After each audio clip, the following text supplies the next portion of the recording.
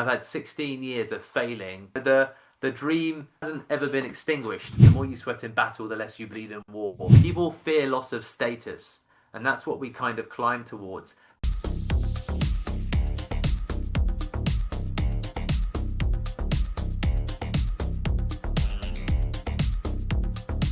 This is the Future of the Future show. I am your host, Mateo Berbejicio.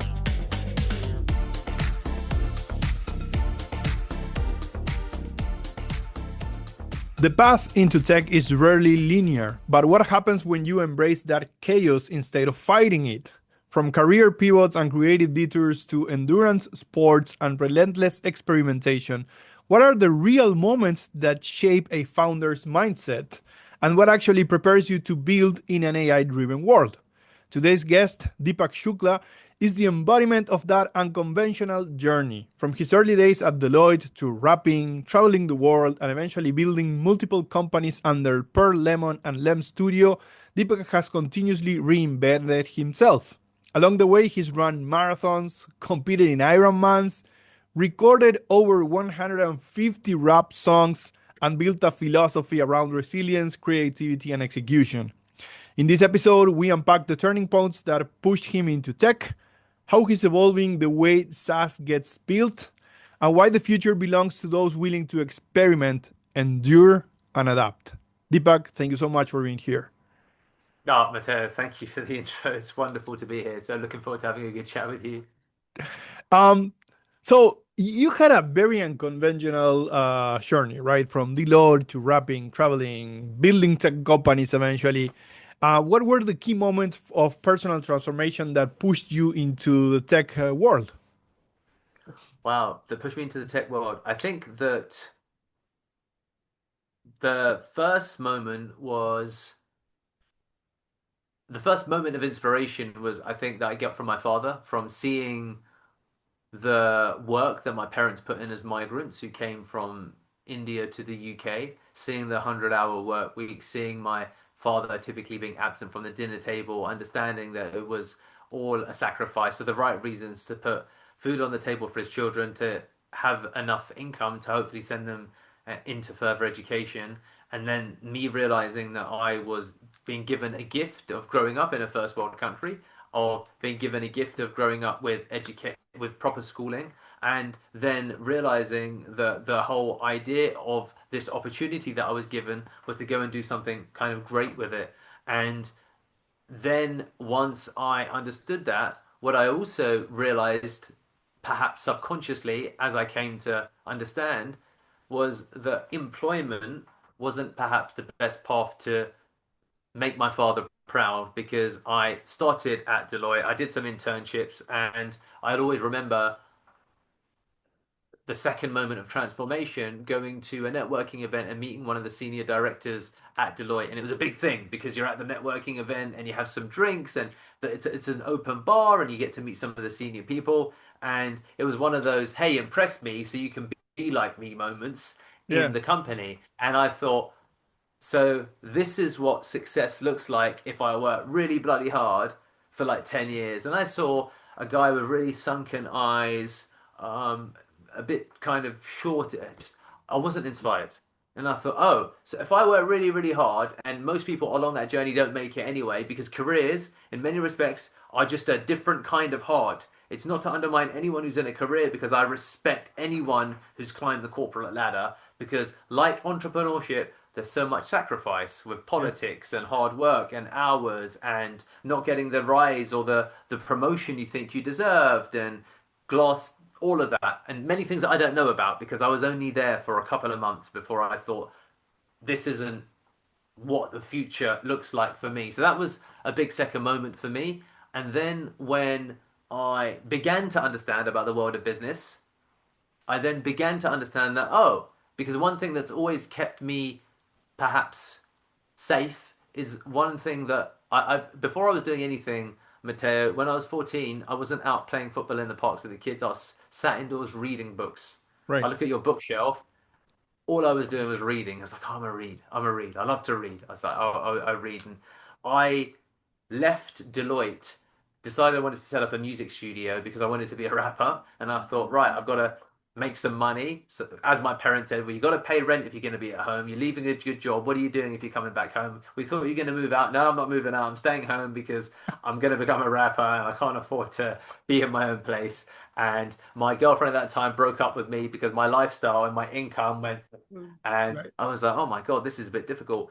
And when I began reading my business journey, I discovered technology, and that was perhaps the path to doing something really, really brilliant or really, really successful. And and that was when I was 23 years old, Mateo, and I'm 39, and I've had 16 years of failing at trying to build something with software. Honestly, 16 years of failing, and that's the part of the resume, of course, like all of us, that doesn't get written. I've Yeah. got way more failures than successes I can walk you through, things that just didn't go right. But you know the dream has sometimes withered and paused, but it hasn't ever been extinguished because here I am back again, and I'm like, right, it's time to go again because the world's changed now and the opportunities changed now. So that's why I'm back, kind of doing a full circle, which isn't in my resume. But that was one of my very first journeys back at 23, 24 when I was like, right, recording studio. Then I want to set up a marketplace, a platform called Studio Bookers, where musicians can find studios and then book online. Right. That failed, of course it failed. But that was where the journey actually began back when that was when I was 23 years old. That's so nice. It's an amazing story, and you we learn so much from those failures, right? That's really Yeah. what teaches a lot of the stuff that you don't learn at school. Now you built multiple ventures under Pearl Lemon and now LemStudio, helping founders launch SaaS very quickly, right? What problems are you solving today, and how has your approach to building tech evolved? Yeah, sure. So in terms of how we help founders solve problems. So we help founders with a specific subset of problems. So we help founders solve problems that are born from problems that we experience ourselves. So having run a company for the last decade, I have had to deal with so many problems that relate to infrastructure, to operations, to payment processing, to disputes, to sales, to all of the above. And a lot of it has often been attached to technology problems. So there's been sales problems because there's been calendar malfunctions or slow load times that meant that people aren't getting the bookings that they want. And we've not been able to diagnose the problem because we didn't suspect that the calendar tool that we were using was taking 7 seconds to actually load because it was in Yeah. an iframe and there's some issue with the iframe. And we're like, all we knew is that this guy's not getting any sales. And the SEO team were like, but the traffic's good. And the ads team were like, we're running ads and there's a contact form that they're clicking on, but we don't know why they're not getting bookings. And then in the end, you're like, oh my God, there's a 7 second load that doesn't appear for whatever reason on Google page speed or stuff like this because of some. So part of it is like being able to diagnose what the true problem is. And that was a big part of what we would do. So out of that was born, for example, LemWatch, where we have a website monitoring tool because we have 130 websites. So because of that, we get and come across so many different problems, and it's very difficult for a human to be able to monitor every single thing. That, oh, Matteo, did you know that one of your core areas is Germany, and for whatever reason, your website sucks when it loads on this browser, and that has huge usage in Germany. That's not a thing that you're going to discover really without some kind of process. And we've seen stuff like that. So that was where then we started to develop tools to solve our own problems. And what do you know? I'm not the only person that has problems like this. Right. Um, Many times you talk about you compare business to endurance sports, Yeah, right? sure. How have marathons, Ironmans, and ultra running shaped your mindset as a founder and a leader? I think that I think that endurance definitely gives you an unfair uh, it gives you an unfair advantage because endurance sports tend to help you create more mitochondria. So if we look at it at a biological level, you your mitochondria is your body's energy system and its ability to create energy, and things that require more energy actually often ironically can produce more energy. So I think from a pure energy systems perspective, there's a huge crude overlay between your ability to do things that take a lot of time that are difficult and how that translates into other areas of your life. Because the body doesn't compartmentalize. The body's always at work. So Yeah. for your body, it's like, okay, this is a different version of work. So I think that's number one. I think number two, like chronic cortisol adaptation. So what that means is that when you go in do a run, at a certain point your body goes into a fight or flight response because it's pushing it into uncomfortable spaces if you go beyond a certain threshold. Now, what's interesting is that threshold, of course, changes over time. So that's how you can go from 10 minutes to 30 minutes to one. So, what's happening in that process? Your body is responding and normalizing a previously uncomfortable level of stimuli, which actually means that, yes, I'm getting fitter, but my body is. So, what is getting fitter? It's an adaptation to stress. Right. So again, you can see this overlay that has, I think, with the stresses that happen within work, like the continual, and it's not the, oh my God, we're at an event and the caterer hasn't arrived, which will cause a spike Yeah. in stress because you think we're doing an event catering business or we're doing this business and there's a big problem. But it's the low level anxiety that we're often met with that eats us away in business. Am I going to get enough leads this month? Am I going to be able to make payroll? Are we going to have XYZ? Are we going to close that deal? This guy didn't follow up. These are all of the things that sit with people, I think, at night. And that has been it's been incredibly helpful for that because you kind of learn it's I think that half of entrepreneurship and staying the path is how do you learn to live with the stress that exists. Yeah. What's your because there's always going to be stresses if you choose to grow. And I think that endurance sports particularly, not like high rocks or CrossFit, because that's all based upon spikes. Yep. Spikes, which doesn't mimic the longevity of entrepreneurship. Entrepreneurship has up and down spikes, but it's about your consistency over time that determines your success. Yeah. It's like, you know what? You could have a really bad quarter, but you could have a brilliant decade. Yep. And that's how you're going to win in entrepreneurship. You're like, this month, this 3 months, I fired everyone. I'm back at home. I sold all my guitars and my bank account. I moved back in with my mum and dad. And you're like, brilliant. You're like, dude, it's just 1 year. Entrepreneurship is a game of life, my friend. Yeah. And 20 years from now, who knows where you'll be? Which is that whole emphasis. I think Peter Thiel talks about it. Like, on your way down, well, he always says, be nice to everybody because you never know who that person will become. Yeah. I love it. Um, Tell me a little bit more about, when I run I don't know, 6K, maybe 10K, and I'm super proud, and that's hard, right? And it's Of hard. course. Um, what goes through your mind as you're running these massive races, um, at the moment, at the worst moment? Is it pain? Is it like, okay, I'm in so much pain, I'm so tired? Is there a voice saying I should stop, or because of your training, you don't ever hear that voice? Like, I want to get into your mind as the type of athlete that you are, which is very few people get to that level, right? What goes through your mind as you are going through one of these ultra marathon races, etc.? I think that so I think your mind adapts to your level of preparation. Right. So if you prepare appropriately, then you then feel less pain consequentially. So I think it is true that the less you bleed in battle, or the more you sweat in battle, I beg your pardon, the more you sweat in battle, the less you bleed in war. Right. So if you suffered in race events, it means that you didn't train appropriately. Right. Okay.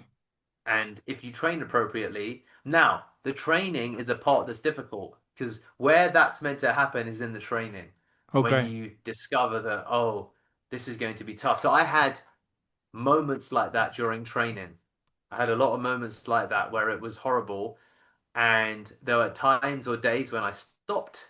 There were times or days when I fell short. And that I think that all of those things happen where your body screams, you say, okay, enough.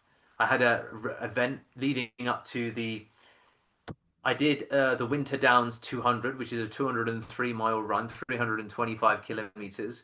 And it took me, I think, 69 hours. And you do about 7,000 meters of total elevation gain.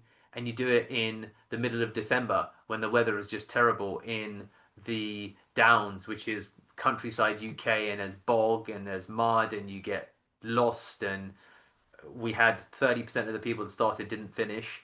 And the race was far less difficult than some of the training runs that I did. Because in the training runs, I had to figure out where my limit was. I had to figure out when I do hill sprints. So part of my training, as an example, was there's a hill near where we live. I'd put on a weight vest and I would do sprints up that hill in the baking sun, middle of the day. It's horrible. It was horrible. And I'd end up walking half of it because it was just terrible. But in those moments, the outcome was inconsequential because it wasn't race day. It wasn't the moment that you count. So, and then in the race, I ultimately, it's my first time ever running 200 miles. It was the same first year that I'd run 100 miles because I'd never run 100 miles either. I did the 100 miles in June, and then I said I wanted to do the 200 miles, and I did that in December. Um, and what was noticeable, because I've also had a lot of marathons previous to that, the run has been really hard, but I came to understand that this is the first time I really did proper preparation at the age of 37 for the actual event, and the event itself was wonderful. It was difficult, of course, it was difficult, but not in the way that what was harder, Deepak? Was it those runs up your local hill in the middle of the day with your weight vest, or was it the 203 miles up? Oh man, the hills. I hate the hills outside my house. It just was terrible for me. So I think that a lot of people probably don't prepare properly, including myself, because I have a history of mediocre runs, and these are the only ones that I'm really proud of. But what was different was my preparation, and I think that there's a lot there's a lot of that speaks to that carries over. So I think that all of those things are normal, but the context does matter because you don't want to have those moments in a sales call where you break down or when you Right. go into a meeting and you screw it up because like, oh man, you didn't prep. So now Yeah. you got found out when it mattered.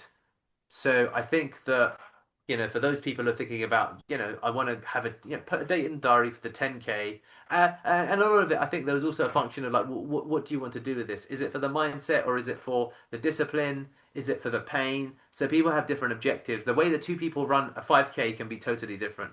Right. People can walk a 5K and say I'm a 5K runner. People can gently jog zone two. People can go and get their heart rate up to 190 BPM and try and give the absolute best effort, and they're completely different mind states. So I think it's how you approach it that counts.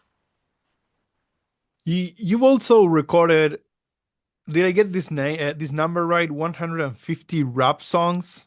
And what did your time in music teach you about creativity, identity, and risk taking in business?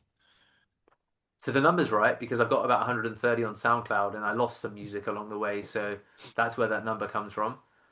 And I think that in terms of the in terms of the process, I guess that's important first of all because a lot of people struggle with volume.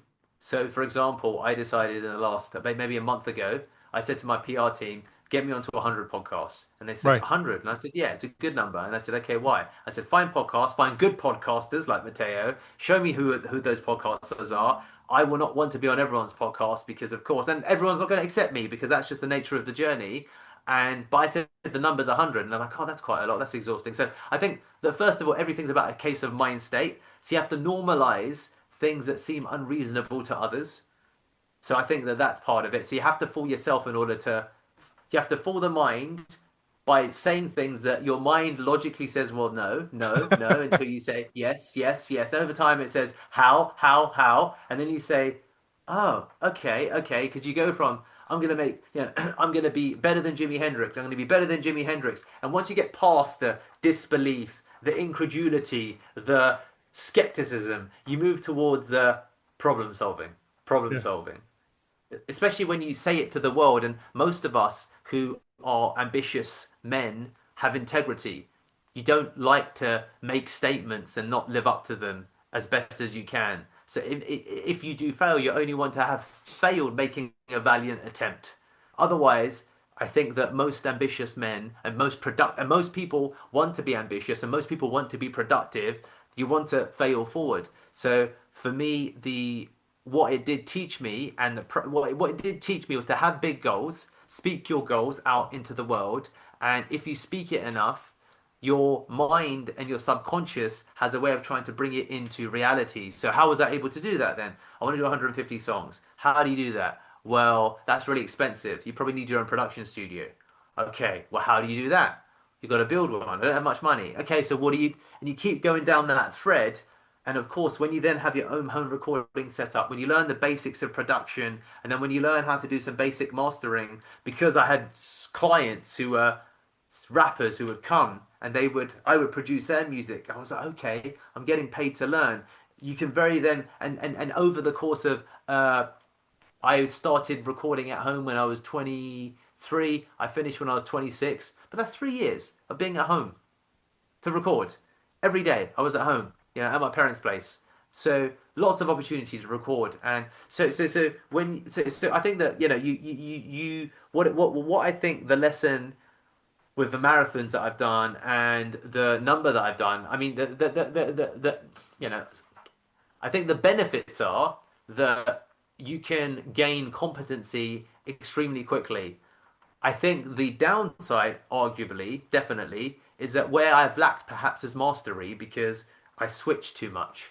And, I time will tell as to whether my approach is the best approach in 10 years from now. But again, it depends upon how you measure what success is. Were you happy while you're doing it? Cool. What's the outcome? So I think that there's kind of lots of grey, but certainly I think that the big takeaway I tend to have is that if you have like ambitious goals, tell people about them, especially the ones you're scared of, because if you say them enough, you have a habit of slowly or quickly trying to move yourself towards it.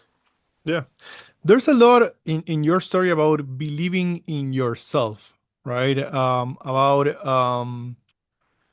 I'm going to do this and I'm going to run the 100 miles, and I'm going to run the 200 miles, and I'm going to record all of these songs. And then there's you envisioning that, milestone, but then believing that you can do it.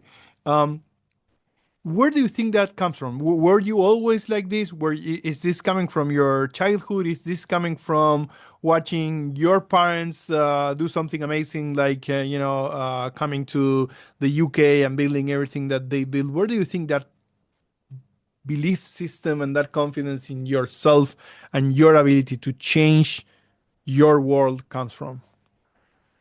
I think that I think for some of it I think is for being so early on in your journey, it's important to take risks with minimal true downside because when you do take what's perceived risk, I'm going to go after this job. I'm going to go away on a vacation for my first time with my girlfriend or my first time alone. I'm going to take my first car, drive on the highway without my instructor or my mum and dad being there. These are all rites of passage that we as men kind of go through. At one stage, you're going to drive your car on the highway alone for the first time. At one stage, you're going to go away with your girlfriend for the first time on holiday. At one point, you might go away by yourself on holiday or on a backpacking trip or a tour. So I think that these are all things that have ultimately minimal downside risk, really, in most cases. So I think that happened for me quite early on in my journey. And I think that often a lot of us don't become cognizant or really aware of you've been taking risks all your life, really, because these are all small wins. And as you grow, the perception of the risk can get bigger, but it's really just perception, I think, because there's that kind of mammalian part of your body that goes into fight or flight, but we're all pretty safe. So I think that it's being the reason I talk about self-belief is because a lot of it came out of therapy when I began to become more self-aware and to realize that most of the risks are myths. It's not a real risk. What happens if your business collapses, Deepak? Well, you know what?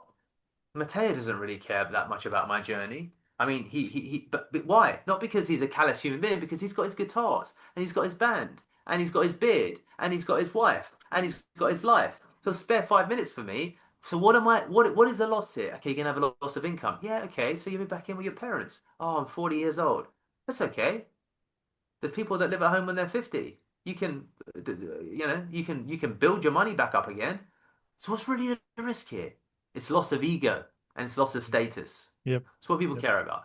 People fear loss of status, and that's what we kind of climb towards. And I think that that has been very helpful in my career of understanding that, you know what, if the risk is loss of status, then that is something that is perceived risk. It's not real risk. There's a joke that I remember reading from this book of pub jokes. It's always stuck with me. There's a son during the crisis in Northern Ireland who says, "Father, father, father, I'm in trouble. I'm in trouble. Help me, please." The father walks over to him and he looks at the son and he says, "Is your life under current and present danger right now?" And the son looks at him and says, "Oh, no." He says, "Okay, well, nothing's wrong then." And the father leaves and walks out the door to the pub. Yeah. And I think we forget that a lot of the times in our journey because we become attached to status and we become attached to things. And really, for the people, all that, sorry, that's my dog, isn't it? The things that matter really is people. So I think that that's really how I'm able to that's what has helped me build the resilience. I love it. And it's like a superpower, maybe, right? It's like you can read the Matrix. It's that moment where Neo looks at the Matrix and sees all the lines. It's like, okay, Yeah. status is all we fear. Ego is playing a role here. So I'm seeing the Matrix. I can navigate it. I love it. Now, in today's AI dominated landscape, what skills do you believe are truly non negotiable for founders and operators to stay relevant and competitive? I think, you know what, it's interesting. I think that this skill that has always been so important that hasn't changed actually. It's just a reminder of everything, the distribution, which is recognition is a form of distribution, and that is still the key, as was the key 10 years ago, which is, but no one's heard of you. Who are you? Who knows you? And people talk about software costs have collapsed. They're like, it's no longer about the quality of the software, it's about distribution. So it wasn't about distribution 10 years ago. It wasn't about distribution 50 years ago. So for me, I think that it's easy to get washed up in trends because there's trends change there's trends, but there's some things that will persist. And I think that distribution is the for me always been the biggest thing, and I don't that's not changed. I don't think so. I would say the AI is here, and AI has just made the same thing that was important 10 years ago perhaps more important, which is Yeah. oh, you just so it's a very reductive, maybe and crude and simple answer. But then if you lean heavily into distribution, and you appreciate yourself being a musician, Yeah. it's like oh, distribution. He's like oh, this crappy musician has got all of this success, but it's like yeah, but he has distribution, and I don't. So who cares, bro? Because no one's heard of you, and how does that happen? We can get into the semantics of that, but I think that is what I talk to the team about who sometimes worry. And I say, as long as we keep focusing on a never ending journey to distribute, which is why I'm part of podcasts again after 5 years of not doing it, or whatever, however long it was. I did 2 years of podcasting and then I said, right, I'm done for a while. And I stopped for years. And then I thought, right, I've learned a few things now. It's been 6 years since I appeared on anyone's podcast, and some things have happened in my, but also I became more cognizant that I need to lean into distribution a little bit more again, and I need to build visibility. So I think that that is still one of the safeguards, and that was the biggest thing when I started my journey, even 10 years ago with Pearl Lemon, and even 20 years ago when I was trying to build studio bookers or trying to build these whatever I was trying to build with Deep Impact Recordings, the studio. It was like distribution. That's what matters more. Do I have the best sound? I don't know, but I have the most known sound. So in this instance, distribution or most known is a proxy for best of them because if they haven't heard of you, you don't exist. Yeah. Very true. For younger generations trying to break into tech without a traditional path, What will your playbook look like today based on your own journey of experimentation and failure? Oh, wow, it's a great question. I think that,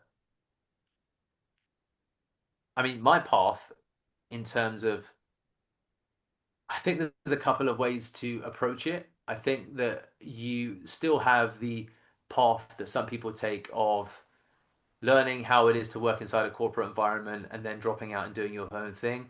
Path number two, of course, is still working at a small, scrappy, young startup to be the technology guy or to assist and do your own thing. There's lots of people that were the early dropouts of Facebook and other technology companies that probably went on and did built lots of fabulous companies.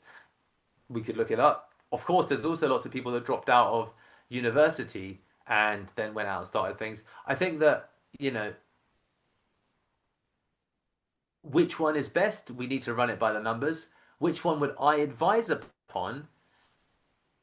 Anything that drives the massive accumulation of on-the-job experience for me is the best path, which is, theoretical knowledge will never be trumped by practical on-the-job knowledge.